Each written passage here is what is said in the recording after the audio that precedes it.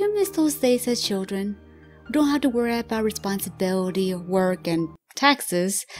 A moment of innocence where we know little about the world. All those blissful times come to a halt when age and then reality starts to kick in, as well as puberty. Kingdom Hearts, at least for the first game, is the combination of all those things, minus the puberty part.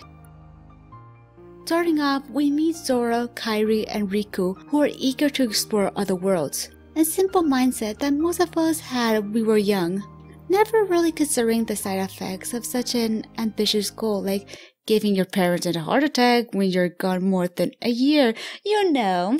Anyway, Riku is more eager to leave the island while Sora is curious what lies beyond their home, while Kairi is more there for the ride. For now, I am going to focus on Riku and Sora's arc starting off. Kairi does have an important role, but later on in the video. The two boys start out with different paths. Riku triggers the event in the first game, basically making a deal with the Heartless. Sora is at first reliant to join him until something stops him. The two end up with different worlds and paths. Riku ends up in Hollow Bastion with a league of villains being led by Maleficent. In Riku's arc, he is manipulated, controlled, and imprisoned by the effects that transpired throughout the game. And this path is probably the hardest to pull away, intentionally or not. For Riku's case, he put himself in this situation never thinking of the outcome.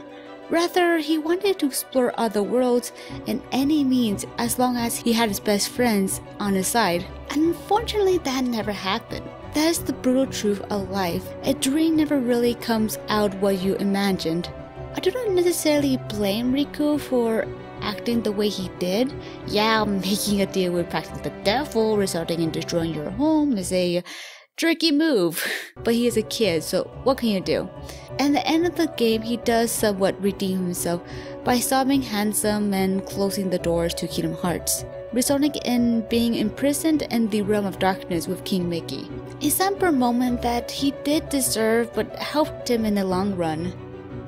Some of us don't have the luxury of a good life. We are all faced with different paths growing up that form our personality.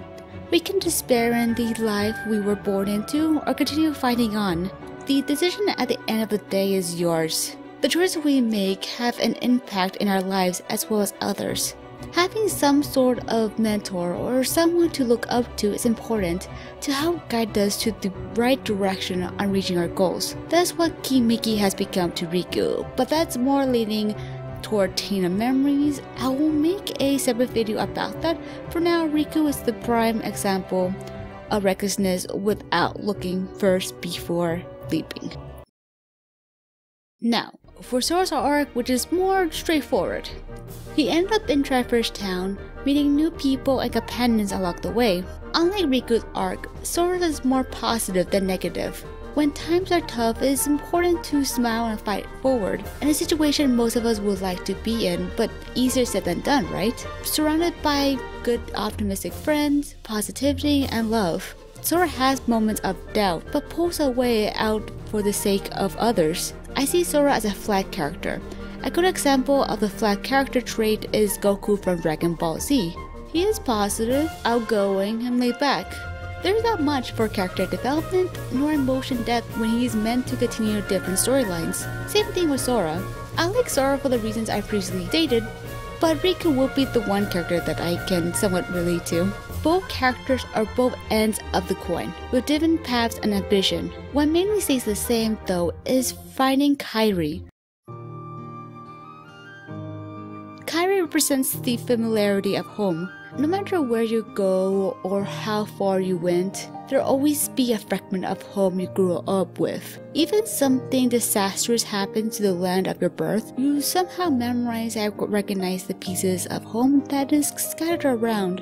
It remains in our hearts, memories nothing really forgetting our loved ones. Even if you don't know your birth of origins or find the family, you will eventually find it. Piecing together what we lost to something greater, a destiny. So basically, the moral of the story is do not make deals with spooky things. If you guys like this little analysis, just let me know down below. I will definitely continue the series with Chain of Memories. Like always, stay delicious.